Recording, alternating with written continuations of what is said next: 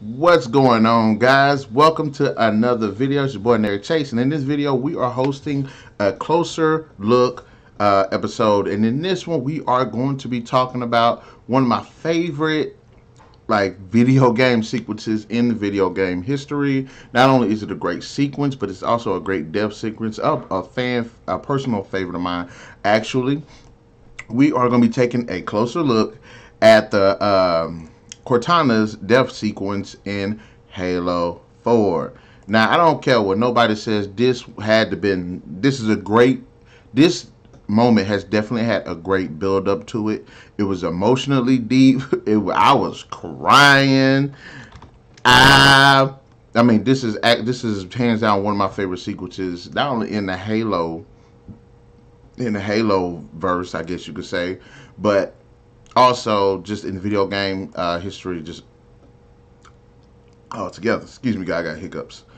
Terribly sorry for me being late. I would love to stream the actual scene, but YouTube is being assholes and they're stupid. And even though this ain't me just sitting here just running the scene or whatever, I can't do it because it might actually hit a strike on or whatever. But that shit really don't matter because I don't get paid for this stuff anyway. But anyways, so here is a closer look at Cortana's death in Halo 4. Alright, now for those who have not seen or played Halo 4, in fact, Halo is basically about humanity's fight against these aliens called the Covenant. Actually, a bunch of aliens that have actually come together called the Covenant to basically wipe out humanity. Okay, but humanity ends up developing these super soldiers. Well, actually, they've been developing them, but they developed them for a different reason. But they developed these super soldiers called Spartans, right? And the Spartans are basically mankind's first defense against these aliens. But the main core story of Halo, despite all of the brutality of it, despite all of just death and destruction at the hands of these jackass aliens, it surrounds these two characters, the Master Chief and his AI companion Cortana. Now, the Master Chief is a Spartan.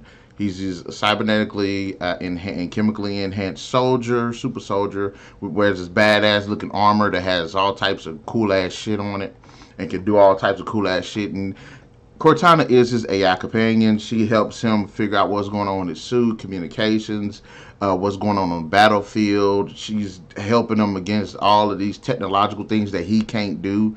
So they have made quite a bit of a team. Both of them have actually first been featured in Halo Combat Evolved, where Cortana is entrusted to Master Chief for protection when they land on Halo. Now, Halo is actually an artificial world that actually functions as a prison planet against these creatures called the Flood. Now, the first three games initially is Master Chief Cortana leading the fight against for humanity against the Covenant, and then later on the Flood. But Halo 4 takes a different direction.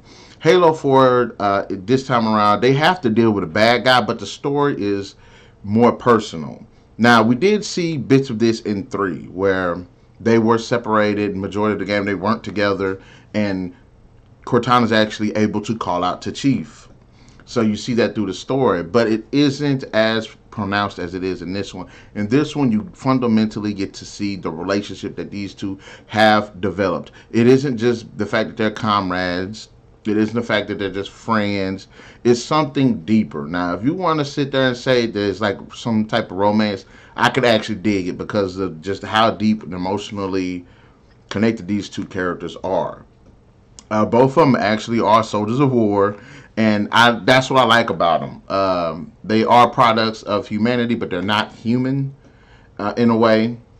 And it's great. But let me get to the sequence. In the final battle with the Didact, who is the jackass of Halo 4, you actually get to see Cortana is mentally breaking down. She is thinking herself to death. When AI in this universe get to a certain age, I think about 7 years, it's about 4 to 7 years, they have they go into rampancies, which is when basically they think themselves to death. And Cortana, due to her exposure to Covenant technology, the Forerunner technology, and things like that, she's actually able to extend her life a little bit. But in Halo 4, she's actually starting to feel the grip of rampancy go down.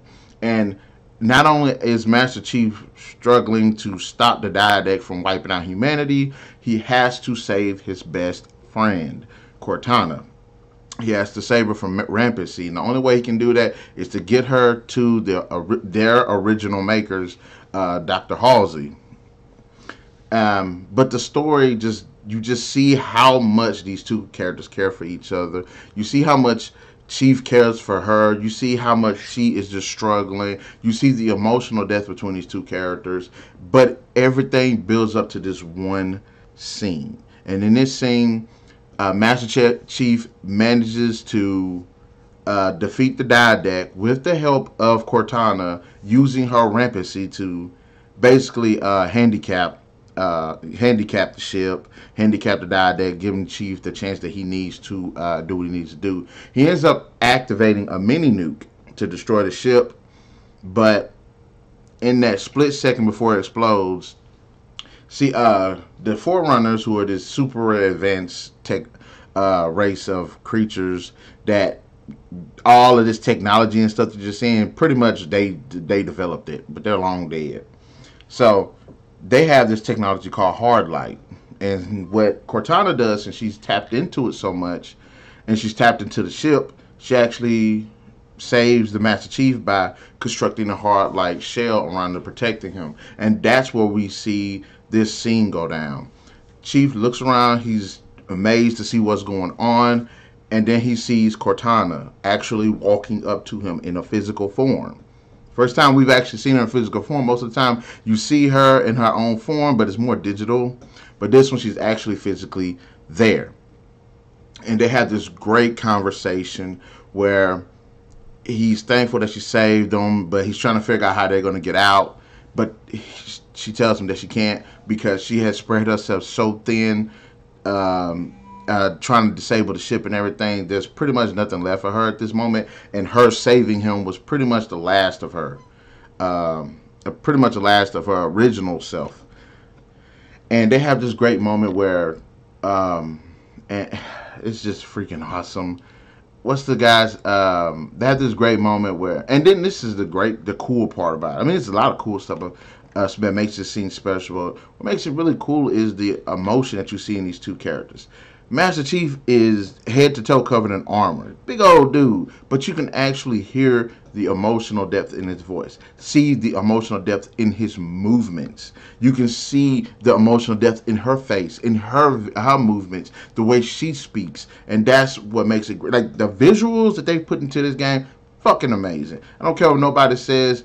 Xbox One kissed my ass. 360 did it, and this is I played it on the 360. 360 was fucking awesome with the graphics on this damn game, and just to see that they just took the time out. And this one, it's like they had to get, of all the things they had to get right in this damn game, and they got a lot of things right, but this, they had to get this scene right, and they pulled it off. Damn it, they pulled it off. But you actually see Chief for the first time actually kind of feel sorrow. You actually get emotion from him, and that's the one thing I do like about it. You actually get emotion from his character. It's not to say that he hasn't shown emotion before, but not to this degree. And I like that about this scene. And also, one of the greatest parts is that you see Cortana actually touch him. Now, most of the time, and she actually feels it.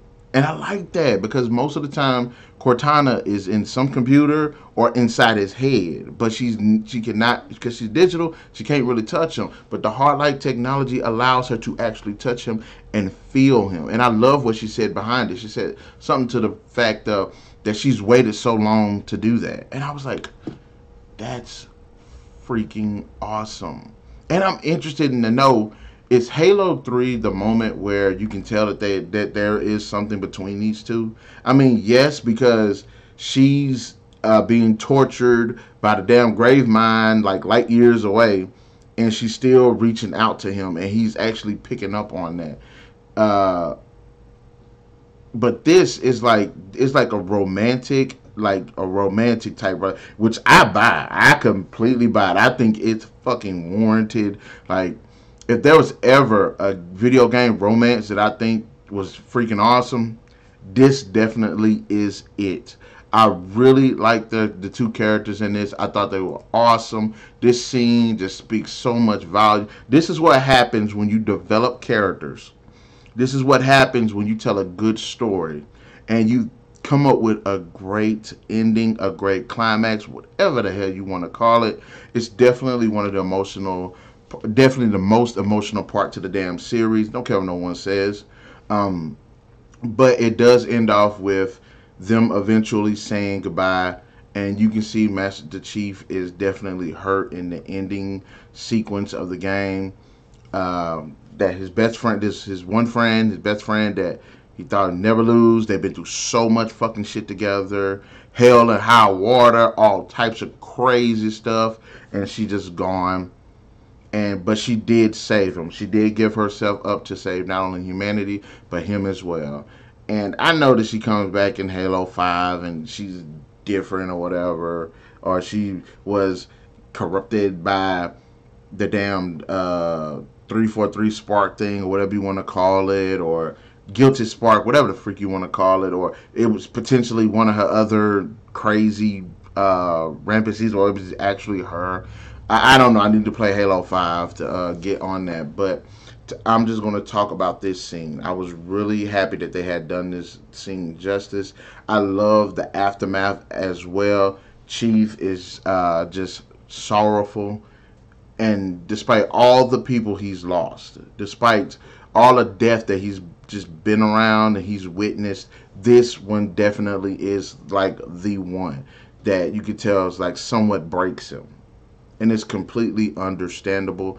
I love the way it looks as well. The whole data thing that you see streaming around him is like she pulled him into her world, and there is just, and I have to give it, and another thing besides the visuals and the writing and the dialogue is one other aspect to this damn scene that just makes it that much more rich and in depth. And it is the performances by Steve Downes and Gene Taylor. They do a fucking fantastic job with the characters. They kill the voice performances, hands down. I don't, if there's ever been an incarnation where that they've been voiced by someone else, no. This is definitely like their moment. They do a fantastic job. They make do with the dialogue. They make it deep. They make it impactful. They are talented voices.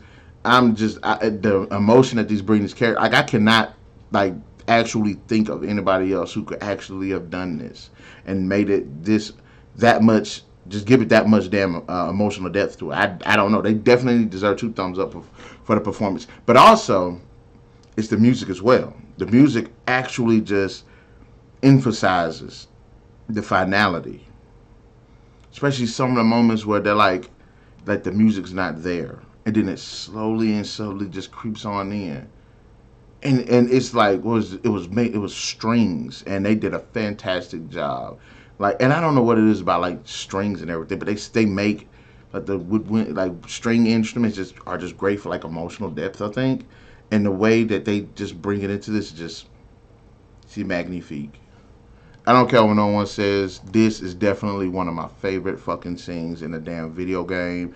If any emotional goodbye that I've seen in a movie, read in a book, this is definitely one of those that definitely gets. If you watch Terminator 2 and you see John Connor and Sarah Connor saying goodbye to the Terminator, it's like up there. The moment that Clementine says bye to Lee, it's up there. Like those types, that's how good it is. But I just wanted to say, guys, this edition of A Closer Look, I definitely enjoyed talking about this. If I could rank this scene, because I'm always ranking stuff, because I ain't got nothing better to do, I would definitely give this a 5 out of 5. In presentation, execution, the way that it sounds, the characters, how deep the connection is between them to the voice performances, just everything about this scene is just amazingly done well, and it definitely just puts two of my favorite video game characters in just a different light for me.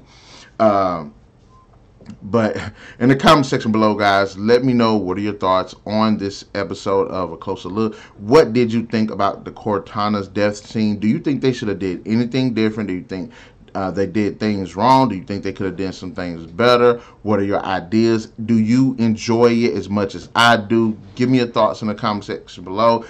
And also be sure to hit that like, share, subscribe, and that notification button, because you're going to be getting the best of what's coming out on this channel. And with the new schedule that we got going on, there's a hell of a lot more to be coming. So to the next video, guys, definitely catch you guys later. Peace out.